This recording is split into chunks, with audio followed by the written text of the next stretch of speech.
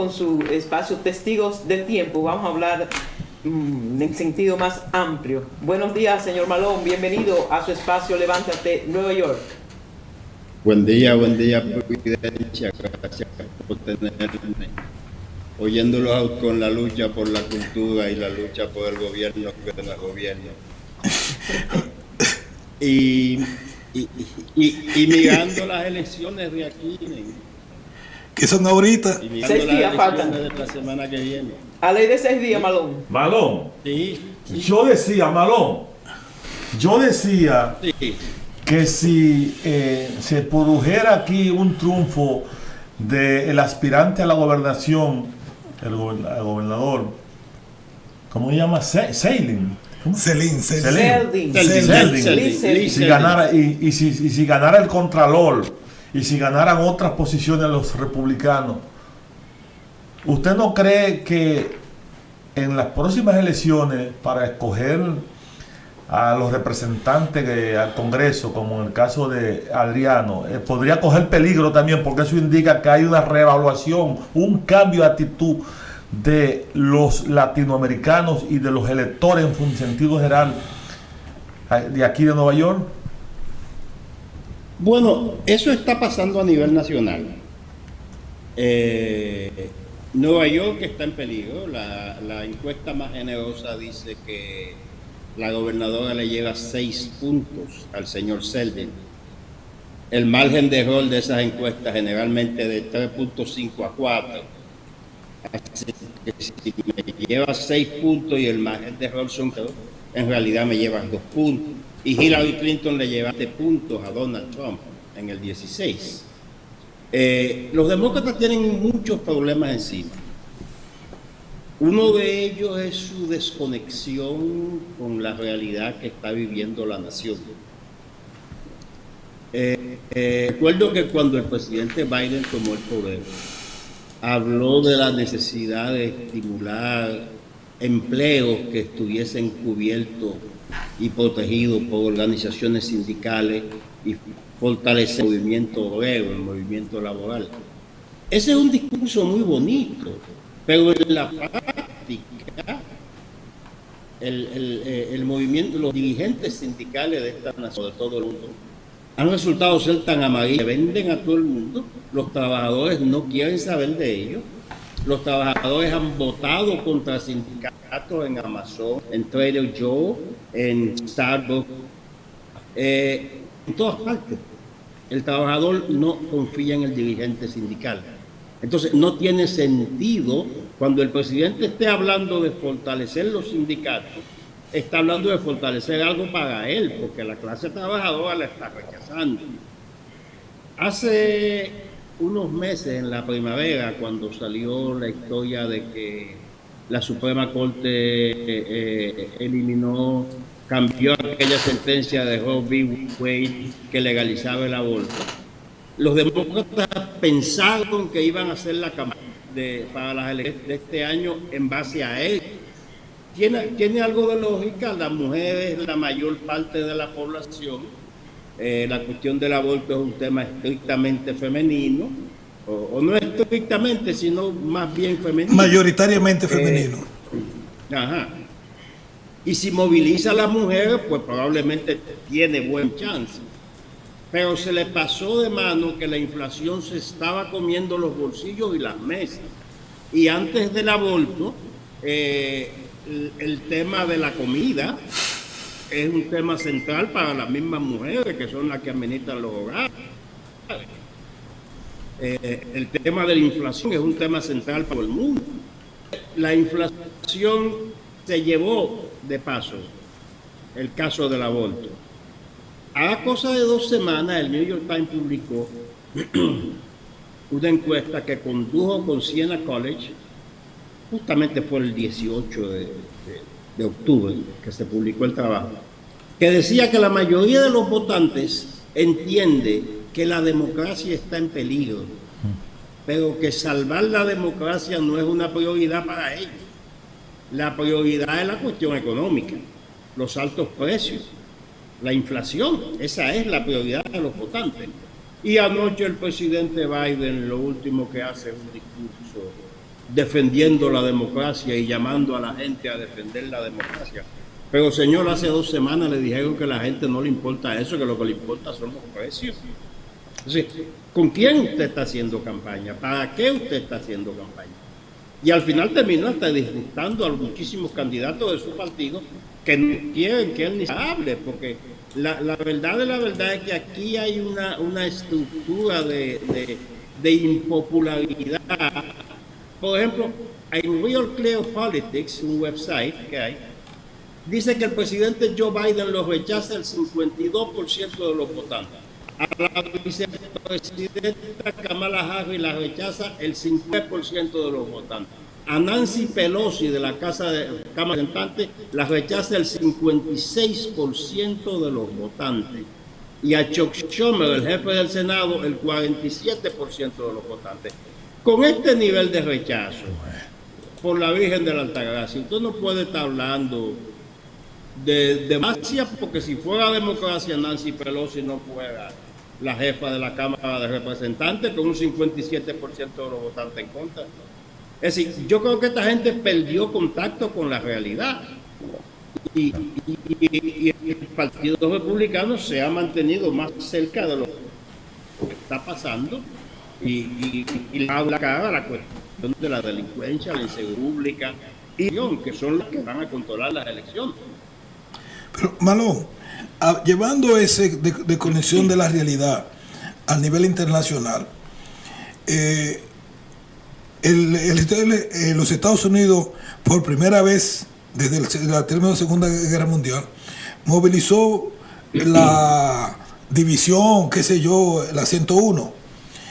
Está en Rumania, que es frontera con Ucrania, con 28.000 soldados, llevando a la cantidad de soldados norteamericanos en el territorio europeo a 100.000 soldados.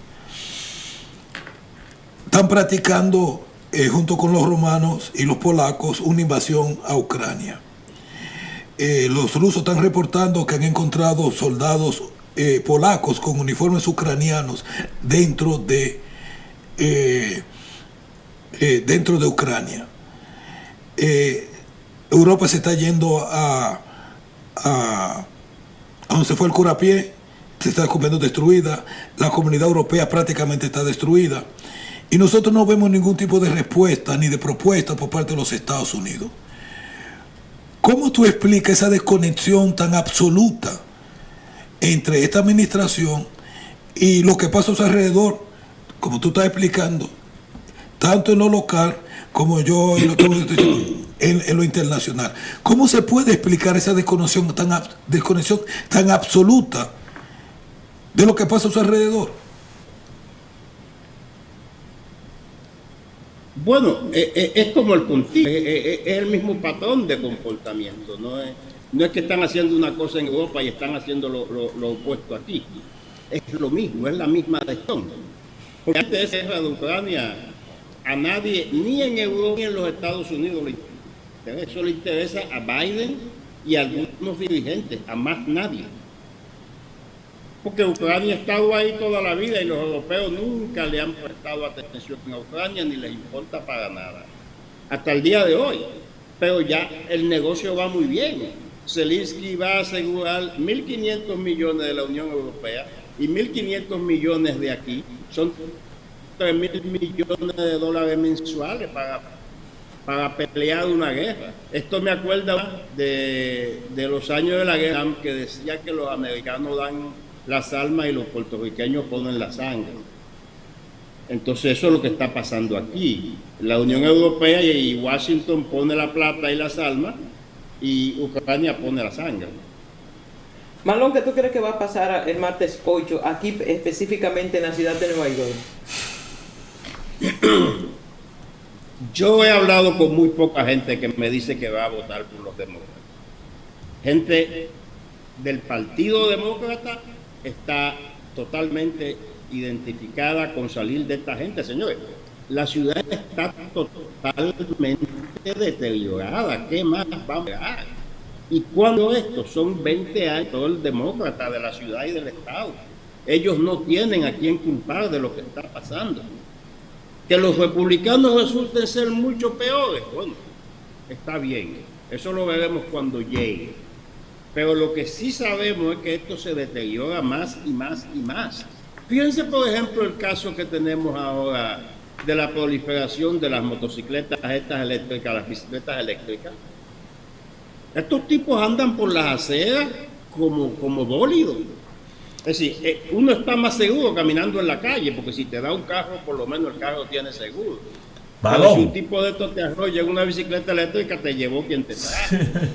Balón, pero hay ejemplos que indican, sin tener que apasionarse con los republicanos, que los republicanos a veces cuando gobiernan salen mejor que los demócratas, porque por ejemplo en la guerra demostraron que no querían la guerra, que era la paz y el comercio.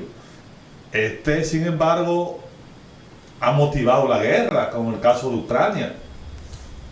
Y hay un ejemplo que pudiera extenderse a estas elecciones ahora. Por ejemplo, ya no hay que pensar de que, no, que si vamos a esperar primero que ganen. No, ya hay un ejemplo. Trump planteaba eso antes de la campaña, que quería la paz y precisamente buscó esto. Sea como sea, se ha traído o llevado por motivaciones, no sé de dónde, pero lo logró.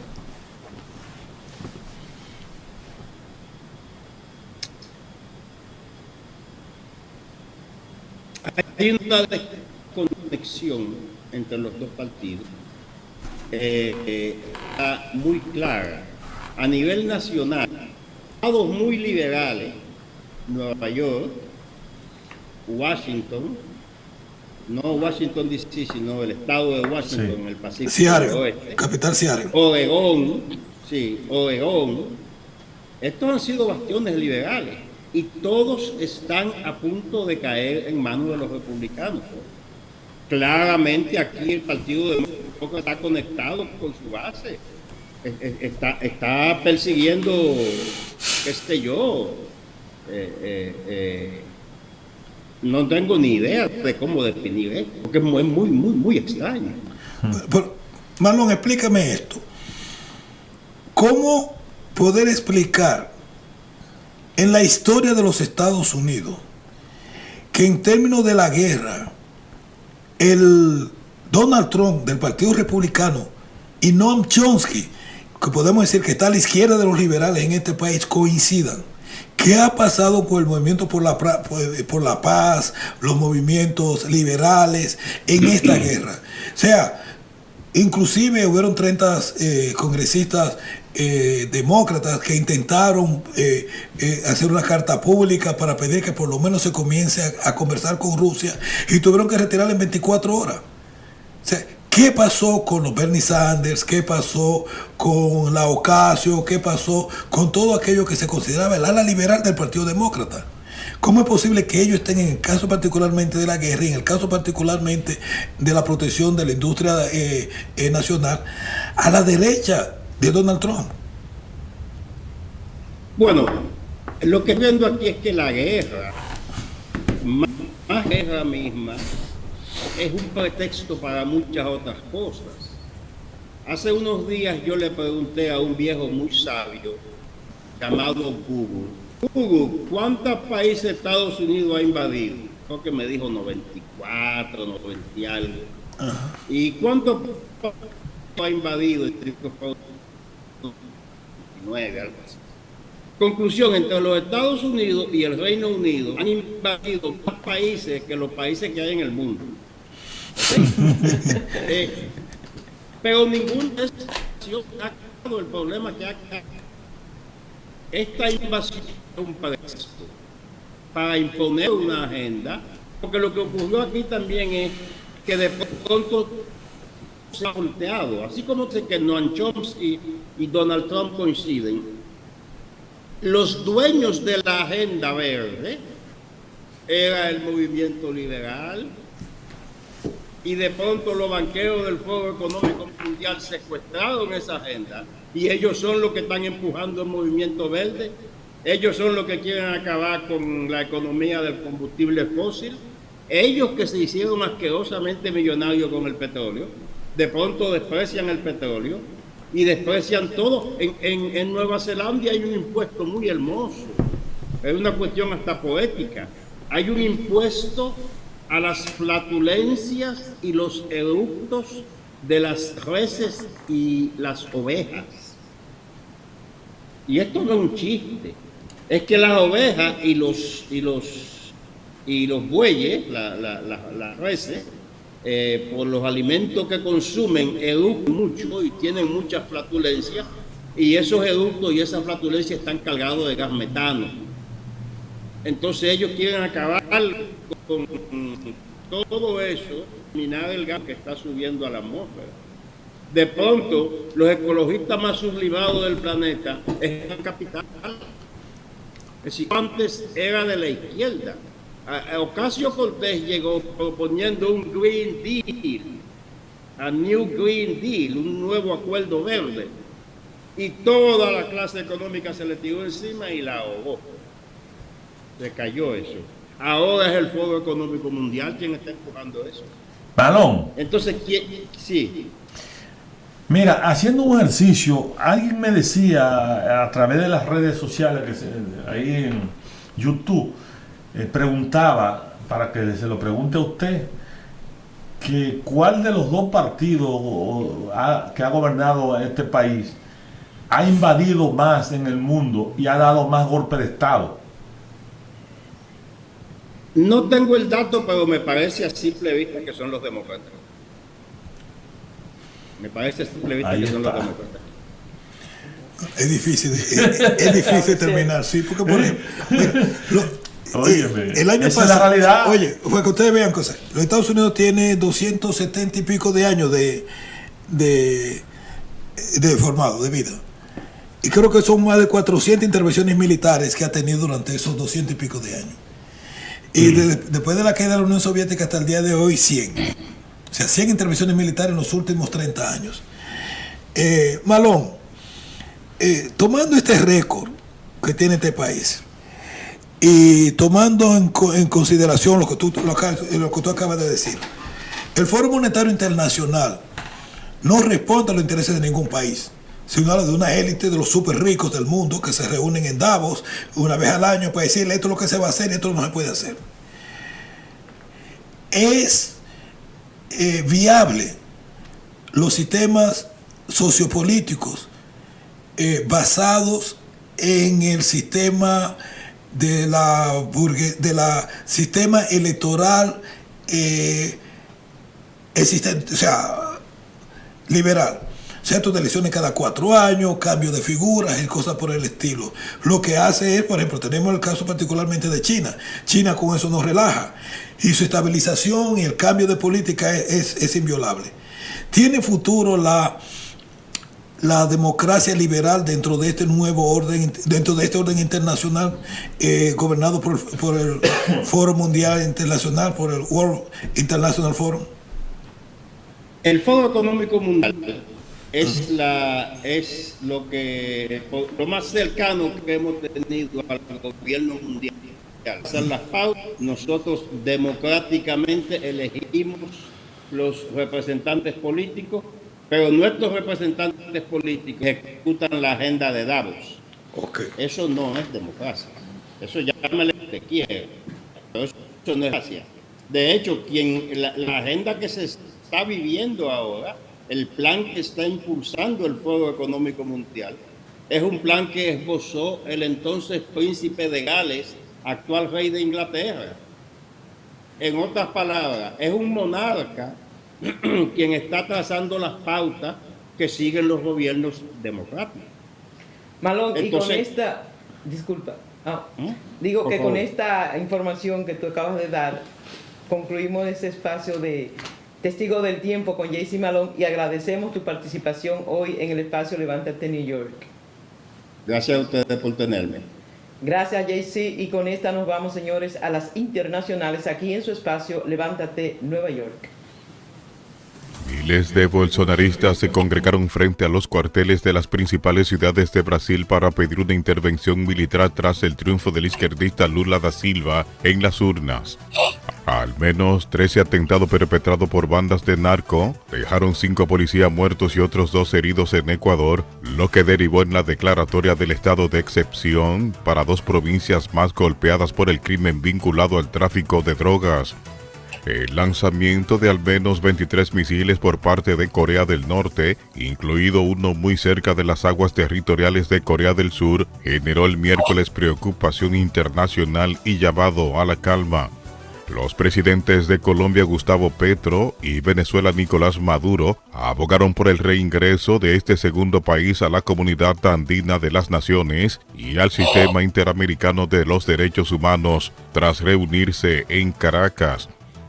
El ejército israelí mató a un palestino que hirió gravemente a un soldado embistiéndolo con un vehículo en Cisjordania ocupada al día siguiente de las elecciones legislativas en Israel. El huracán Lisa tocó tierra ayer miércoles en la costa de Belice con vientos sostenidos de 140 kilómetros por hora, mientras que el resto de países del norte de Centroamérica y estados del suroeste mexicano permanecen en alerta por las lluvias del ciclón. Una copia de la Constitución de Estados Unidos, uno de los únicos 2 ejemplares que se saben están en manos privadas, serán subastada en diciembre con una base estimada en $30 millones. Es toda la información internacional que tenemos por el momento. Rafael Díaz les informó. Nueva York. Y es el momento, señores, para nuestro primer diálogo matutino.